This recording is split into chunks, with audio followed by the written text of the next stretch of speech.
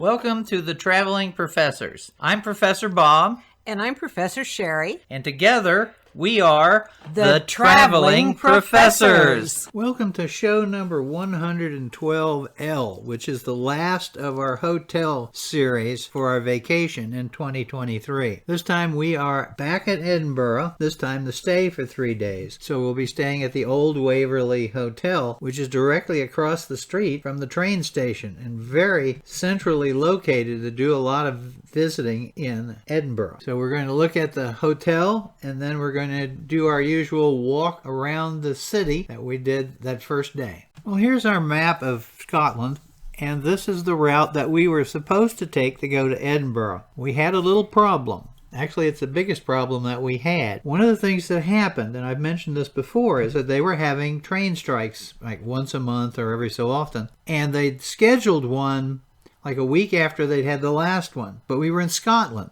so we weren't concerned because Scotland is not part of that union. But then we find out they're extending it a little bit further, and the trouble is the train that we're taking from Inverness to Edinburgh actually goes from Inverness to London. It's the NLR top train. Now this is the train where in first class you get a full English breakfast. And I had first class tickets. Sheri and I were looking forward to breakfast. And I was noticing on my phone that I wasn't getting an announcement telling me what platform the train would be on.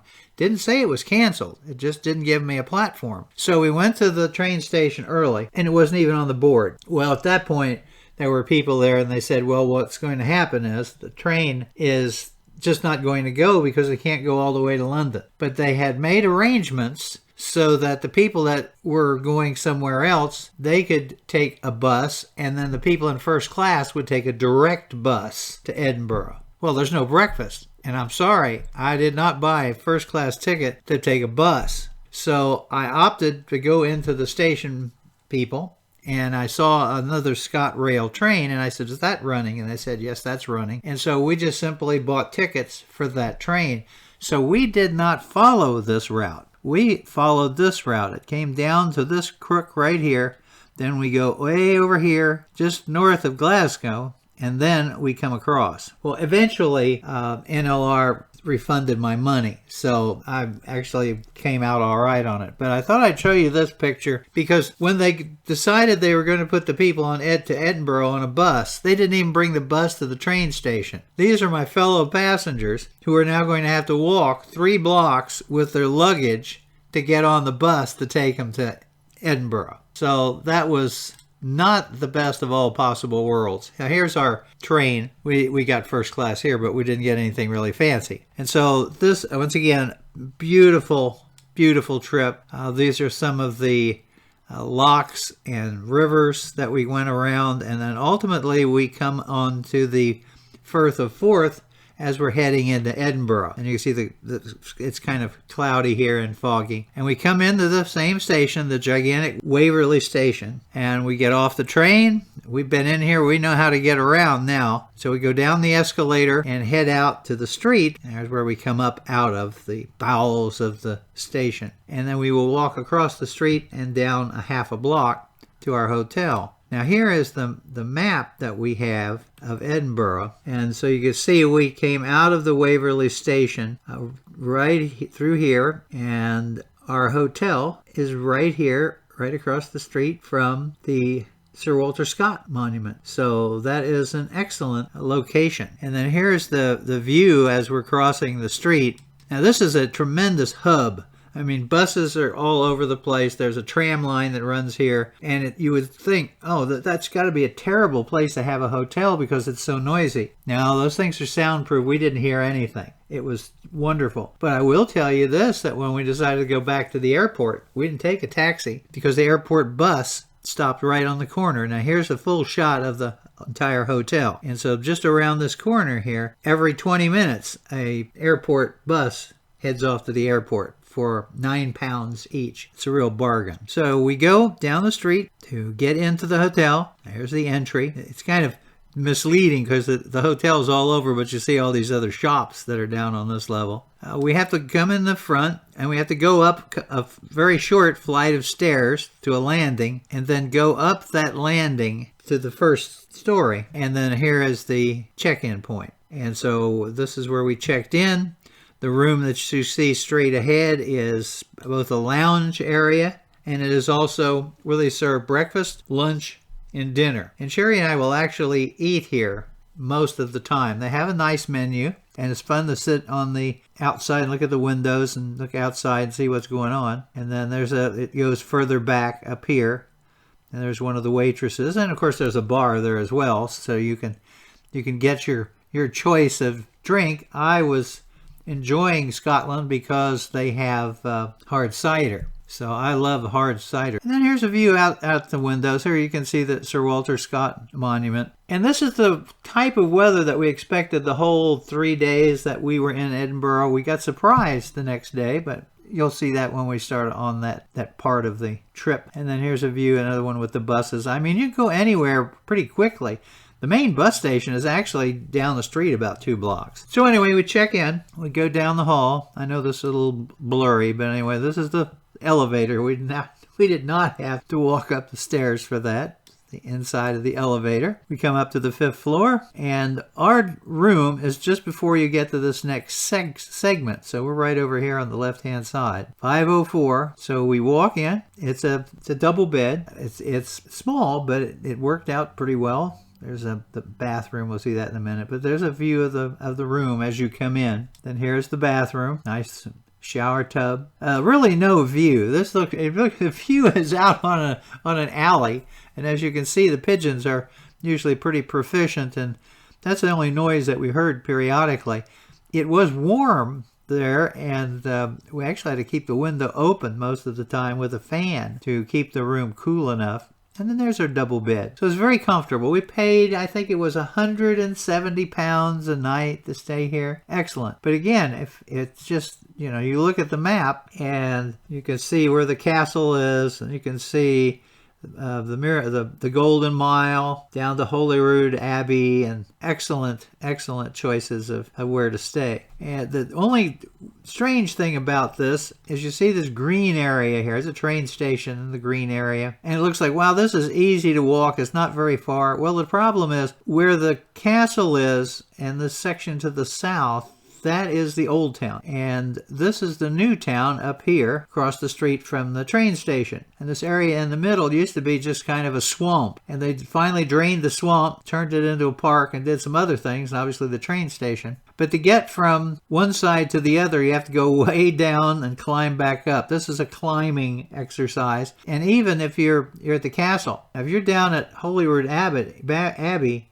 and the palace, that's a very steep incline marching up to the castle.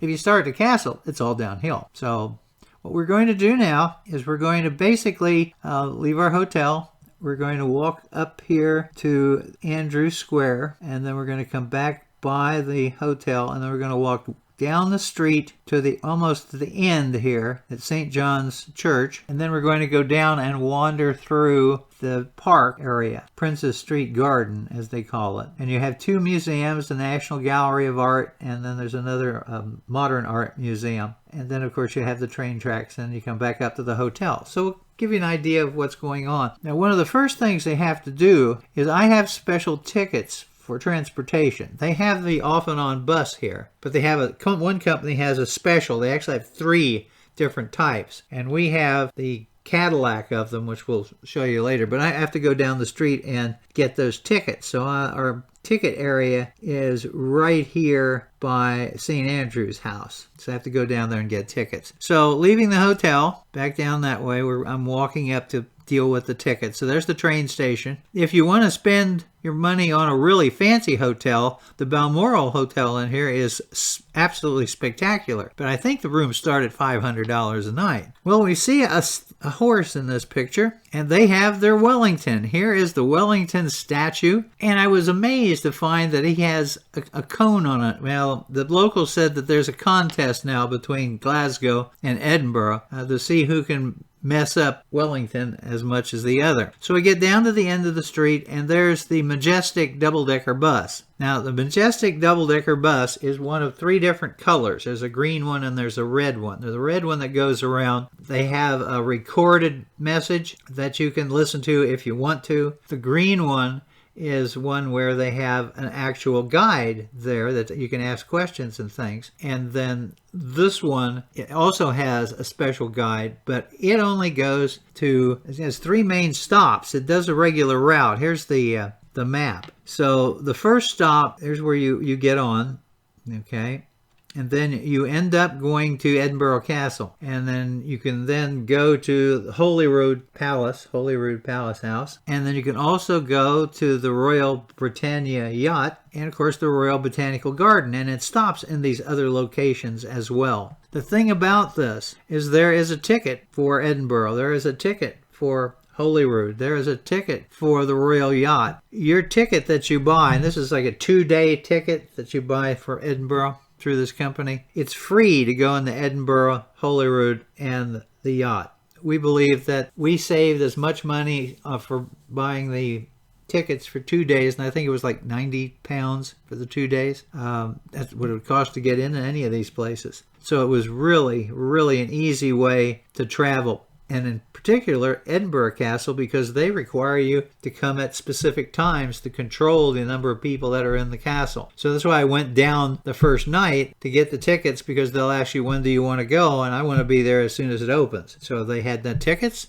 and all I did was, when we went to those venues, I didn't even stand in line. I just walked in, showed them my blue tag, in we came. So that was great. So we end up going back down, like Sheri comes out. Now we go up to St. Andrew's Square, and we notice one of the metro stops. And after being there a day or so, you realize that you could go pretty much anywhere you wanted to, not only on the double-decker bus, but on the tram, which also goes to the airport as well. And these are some of the buildings that are around St. Andrew's Square.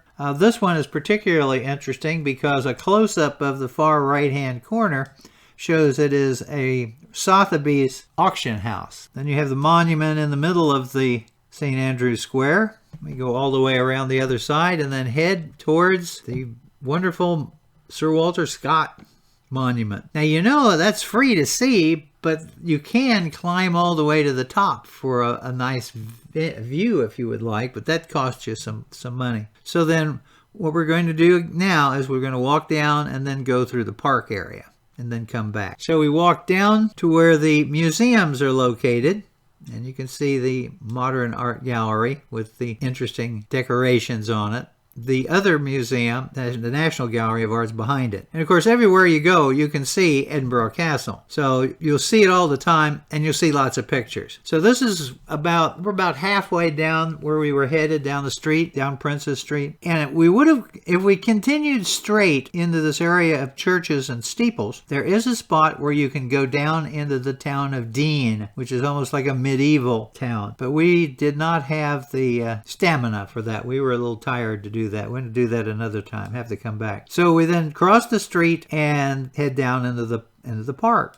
So there's another view of the castle. Get tired of taking pictures of it after a while, but there you can see the castle here on the map. And so now we're heading into the park. We're going down, down, down. And our first stop is going to be by this bronze statue that you see here. There's Sheri by this bear statue, and you can see people have rubbed its nose. It's good luck. It was the animal was given, I believe, the rank of general. It's a Polish bear, and there's a whole exotic story about him that you'll find. Then we walk a little deeper in, and this is the park amphitheater where they do various performances, and we continue walking along, and of course it is a little cloudy. Of course, we're there in October, so it's still pretty good shape. Then we have the monument to the cavalrymen at Waterloo, and of course it's time for another obligatory shot of the Rock, which, by the way, is an old extinct volcano that they've built over the top of. There are several volcanoes that have been used, but there's one particularly by the Holyrood House, which has Iron Age villages that they've been excavating. Now, at this particular juncture, it's time to stop looking at Edinburgh Castle and turn and look at the rest of the city. And as you can see, it It does appear to be somewhat distant, but you have to go down about, 300 feet and then up about 300 feet to get to the other side. And as we got towards the end, we ran into this Shire house.